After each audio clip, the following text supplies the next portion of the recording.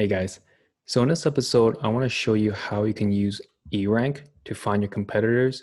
And I think it's a really good first step to do if you're starting out a new niche. So first, when you're on eRank, you would go to competitions and you go to top sellers, and that'll bring you to this page here. And here you'll pretty much see all the different categories, what to sell, and just find out what your niche is. So, some of these shops here are like, look at the sales that they're making, right? So they show you how much they do just yesterday. So you can kind of see, okay, which ones are doing the best on Etsy. And, but even before that, you can figure out, okay, cool. Let's say you sell jewelry, right? So you can kind of just go to this category here, jewelry. And then here you'll see all the ones that are in that niche that are doing super well. So like, the story here, they got almost 1 million sales, right? And then you might ask, okay, well, they must be on this platform for a long time. So we can just take a look. Let's see here. Okay. So if you take a look here, let's see, number one here. So they've been on for 6 years. So that's a little long, but like if you kind of just go through and see how they're doing it. So if we click on their shop,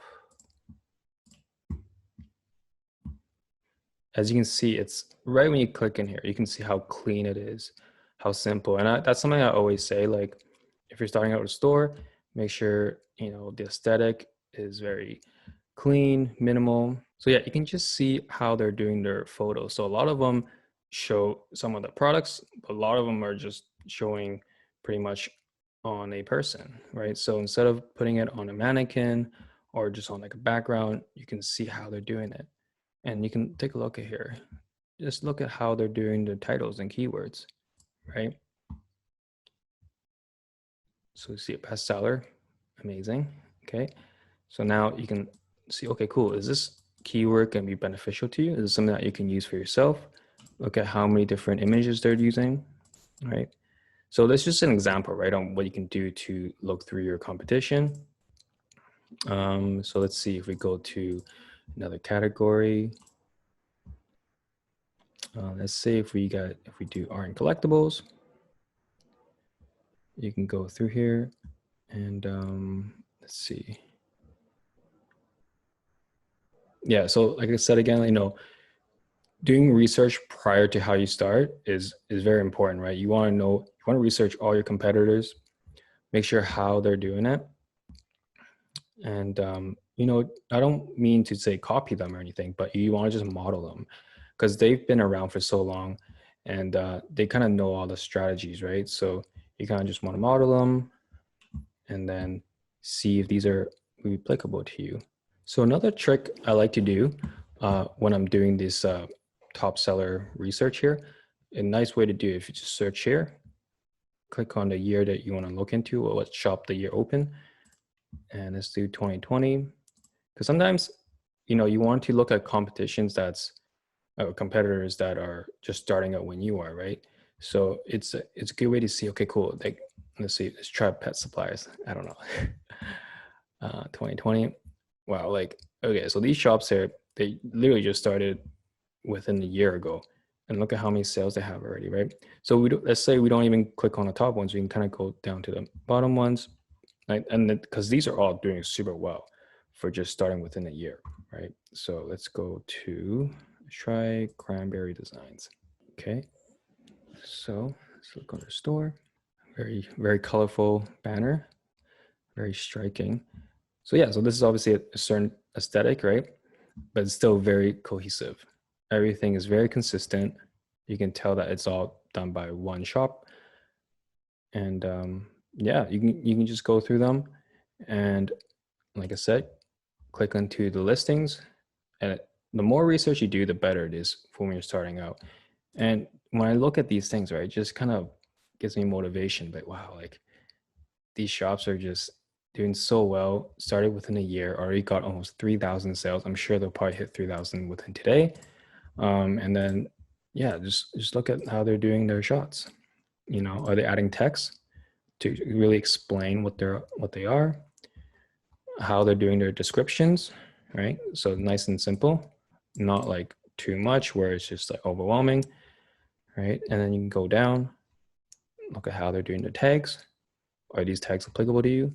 So like I said, very important starting out, and just to figure out how people are doing it, but also it's just a good way to just be motivated as well. I always think that if you see other sellers doing it, right, if you're doing it well, then why can't you?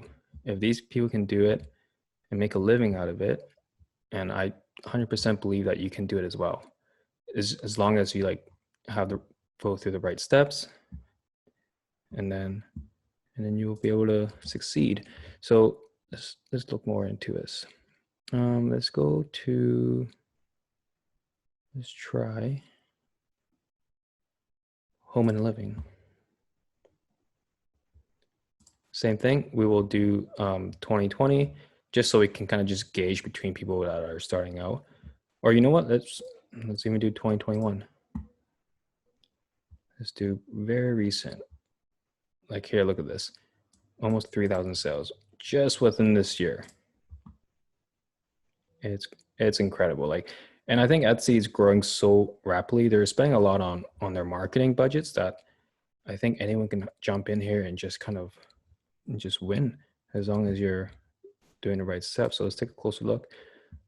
Personalized studio. Okay. So they do very custom products, and they only see here, they only got 73 listings. I mean, they only started this year, but you can tell that you can just start doing it and then just take these nice clean photos, the right tags, and that'll be really good. And another thing, a lot of questions that I get from new Etsy sellers are, how many listings should you start when you open up a new shop? For me, I always recommend at least, right, there's 12 here, but at least 16. So enough where when they click into your shop, they can get a full page of products and a bit more, right? So 12 to 16, I think is a great place to start. You can be very successful by just doing that. That's what I would recommend if you're starting out. Is just have a nice cohesive page where people can see that, okay, this is a legit brand, a legit store that I can buy from, and I trust it. Okay, hold on, I don't know why.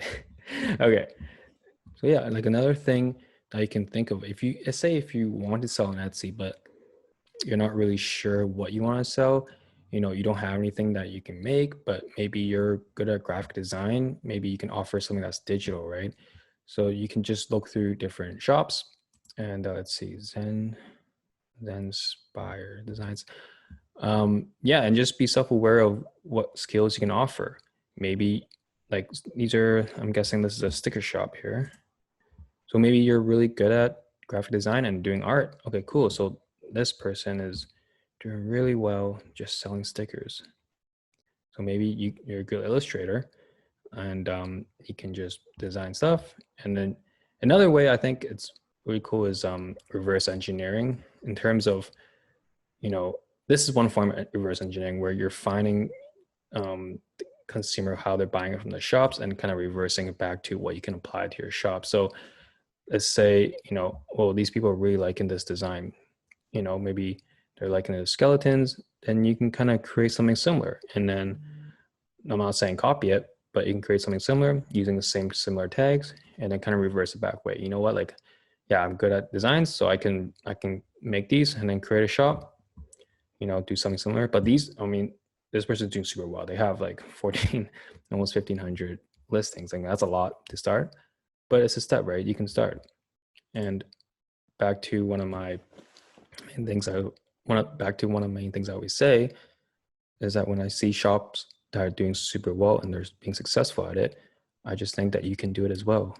It's just that difference is these guys have been putting in their time, and they've been, been grinding it out for so long. And that's just a matter of, you taking that first step and just start doing one listing at a time. And that's kind of how I started when I did my first shop, right? I saw people that were doing really well in my niche, and I continued doing it because I believed that it was possible, because I saw their stats, I saw that they were doing it, and I was like, hey, I can do it as well. So, this was 4 or 5 years ago when I first started it. but now it's, you know, it's been doing really well, and I kind of want to share this with you guys and see what I can do to help other new shop sellers, of how you can do it as well. And this is a great way to start. And yeah, that's one of my tips for today. So I plan on doing more like this, you know, more videos on eRank or just selling on Etsy in general. So if you enjoyed this, you know, give it a like and subscribe. Leave a comment too. You know, you got any questions, please ask me. I would really want to help you out and answer it for you. So yeah, thank you for watching.